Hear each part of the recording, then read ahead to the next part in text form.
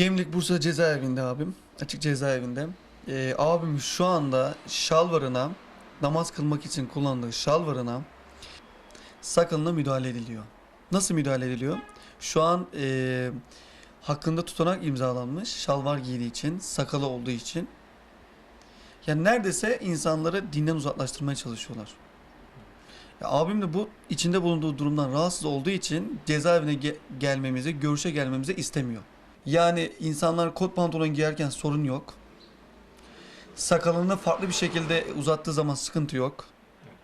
Kafasında şapkayla farklı üzerinde desenler bulunan berelerle dolaştığı zaman sorun yok, sıkıntı yok. Ama dini sembol ya da dini simgeler taşıyan bir obje, bir kıyafet olduğu zaman sorun var, sıkıntı var. Bu durumdan duyduğumuz rahatsızlığı dile getirmek istiyorum. Buradan Adalet Bakanlığı'na sesleniyorum. Bu konunun hemen el atılmasını istiyorum.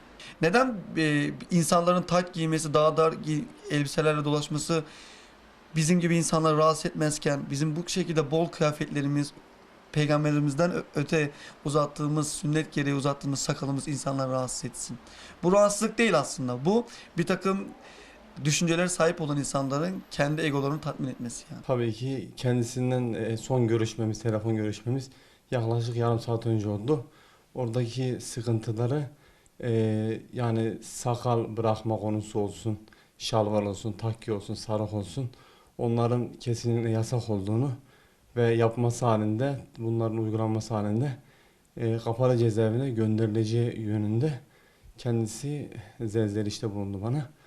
Dedi ki işte müdür, ceza müdürü seni baş gardiyan demiş ki eğer ceza müdürü seni görürse bu şekilde seni kapalıya göndeririz. Ve bu hususta dedi ki bana bize dedi kesinlikle şapka bırakan, şapka takan ve onlar tarzında giyinenlere herhangi bir yasak getirilmedi ama bize gerek şalvar takma, sakal bırakma, takke, sarık hususlarında kesinlikle yasak olduğu ve bunların uygulanması halinde kendisini kapalı cezaevine gönderme tehditinde bulunmuş.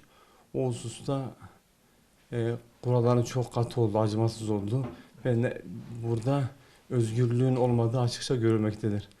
Ben bu hususta size şunu da söyleyebilirim. Ben daha önce o kapalıdayken cezaevi ziyaretinde takke takmıştım. Ziyaretçinin takkesini, şahsımın takkesini çıkardılar. Yasak olduğu için.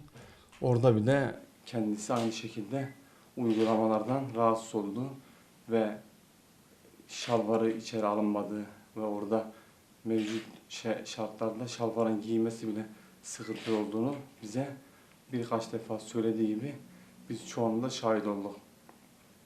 Ne kadar sakal orada dokunmasalar da diğerlerine kesinlikle izin müsaade etmediler.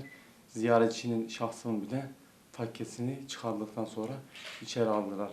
Bu hususta devlet bu konuda gereğini yapması gerekiyor. Çünkü oradaki birçok cezaevi mahkumuna sadece bir ara değil, kendisine telefon görüşmemde birçok cezaevi mahkumuna aynı şekilde yasağı açıkça söylenmiş. Kapalıya göndeririz vesaire vesaire tehditinde bulunmuş.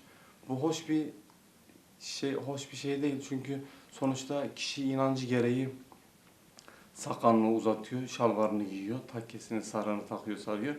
Sen bunları da çıkarıyorsan bu özgürlük, kıyafet özgürlüğü ve diğer özgürlükler nerede kaldı?